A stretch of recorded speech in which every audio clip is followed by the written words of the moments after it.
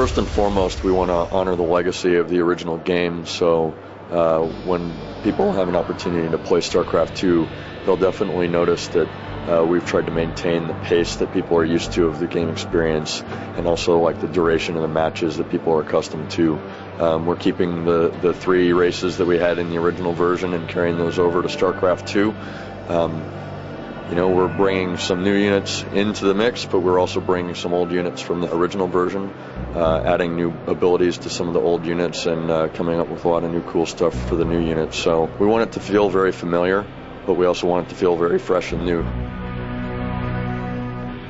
Hopefully people won't feel like the change from 2D to 3D changes the gameplay dramatically. It's certainly not our goal to leverage 3D to change the gameplay experience. We wanted to be able to present an opportunity for the player to be a little bit more immersed in the storyline through the single-player campaign, be able to do a little bit more in terms of character development.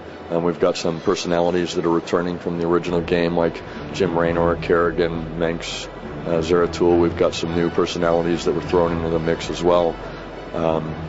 So yeah, we want the player to feel more actively involved in the story when they're experiencing it. So not only will we have branching missions and some options in terms of that, but we'll also give the player some options in terms of the technologies that are introduced in the tech tree as they progress through the campaign.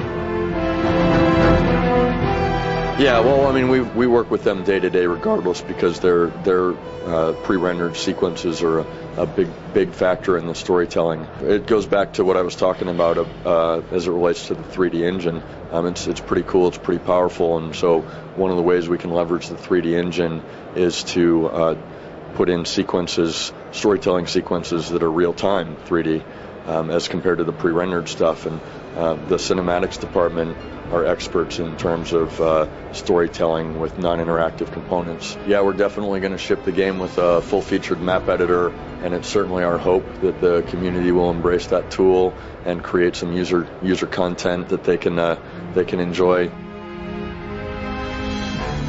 We don't even really have a general ballpark.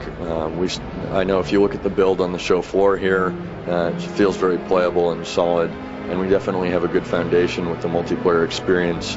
We still have a lot of work to do on the single-player campaign. We have some work to do on the Battle.net experience. So too much work to do to nail down a release window just yet.